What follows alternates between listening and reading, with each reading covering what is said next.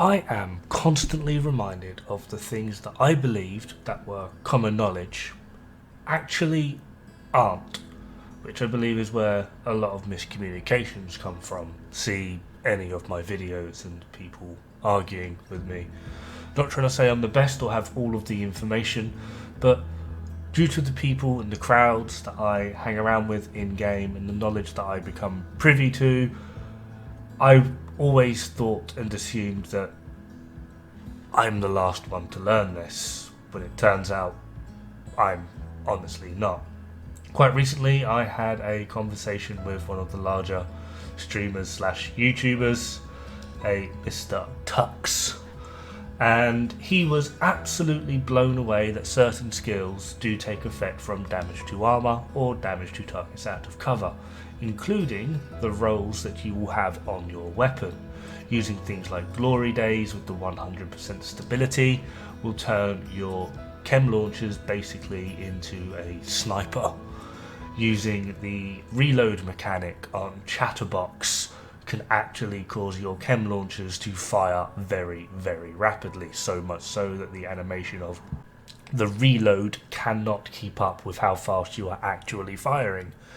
So these are just little tips that I have just become privy to and always assumed was just common knowledge. So when people question these things and possibly the exchange gets a little bit heated, as it did with Mr. Tux, because he was just convinced that the person showing him this, it was only applying because Sweet Dreams has some weird hidden effect. It's not just Sweet Dreams, it's pretty much, as long as it's the correct skill and that skill can take effect from those rolls and you have those rolls on your weapon, then they will take effect as long as that is the weapon you have in hand. They don't stack with your other weapon, your offhand or even your pistol. As long as that weapon is equipped in your hand, or was equipped so that when you swap to your chems, it will take effect. So, one of the lovely things that I've become privy to is this datasheet. Now, if you find a way to join my clan's Discord, this information is always up there, which is why I assume things are common knowledge. These are shared freely, and rather than make a 30-minute video to hide it somewhere in the middle or just to allude to it, it's up here straight away. Okay, so the assault turret is not affected by damage to armor or damage to targets out of cover. Bleed status effects is affected by damage to armor, as is the burn status effect. The sticky burn is affected by damage to armor, as are Cluster Seeker's explosive sticky, Firestarter chem, incinerator turret, mortar turret. And then we have the odd one out, Oxidizer build, which is affected by damage to armor and damage to targets out of cover. Sniper turret is not affected by damage to armor or damage to targets out of cover. Stinger Hive is affected by damage to armor, and Striker Drone is affected by neither. Now I'm hoping I left it up long enough for maybe some of you to take a screenshot, crop it down, put it in you or your friends' Discords, share the information. Information is bloody free. If you're paying for it or having to watch a 40-minute video about it, you're not doing it right. Now, because some things are affected by damage to armor, only one thing is affected by damage to targets out of cover. Oxidizer and things like your drone and turret typically are not affected by either.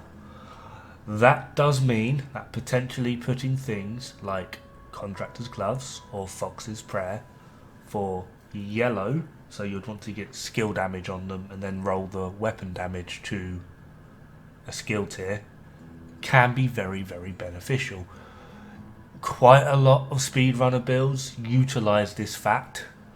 One of the best ways in which they clear Rawyard is using Oxidizer. They will use 3-piece Empress, Contractor's Gloves, Fox's Prayer, Waveform.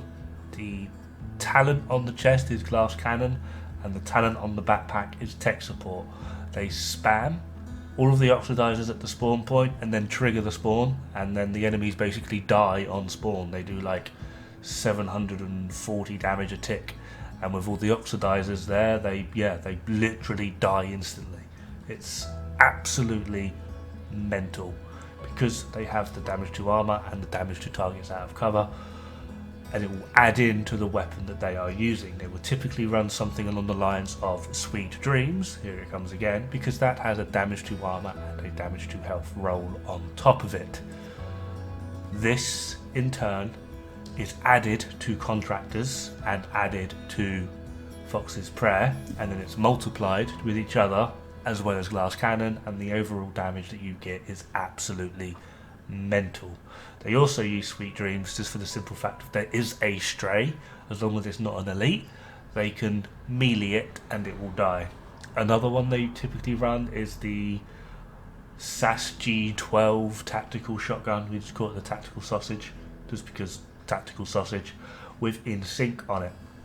Throw a few oxys their way, give them a few shots, you get all of your multipliers still because it's got damage to armor and damage to targets out of cover, and then obviously with In Sync that's, well, even more friggin' damage. So I'm hoping some of you have maybe just come up with a few more build ideas or have dispelled some myths. If this isn't common knowledge, then please help me in making this common knowledge. Don't have to share the video, just take a screenshot of the image and just share that around.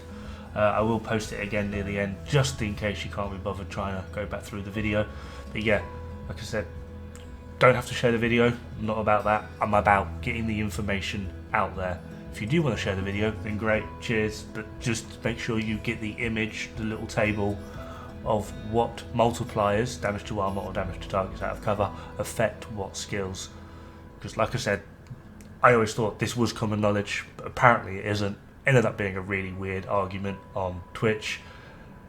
Had to get a load of my speedrunner friends involved, and they were like, no. Not in as harsh terms, but no, dickhead, you're wrong. And yeah, hopefully that solved that issue. But yeah, so I'm going to put the image up again now. Have fun, good luck, don't die. It's bad for the health, and please get this information out there.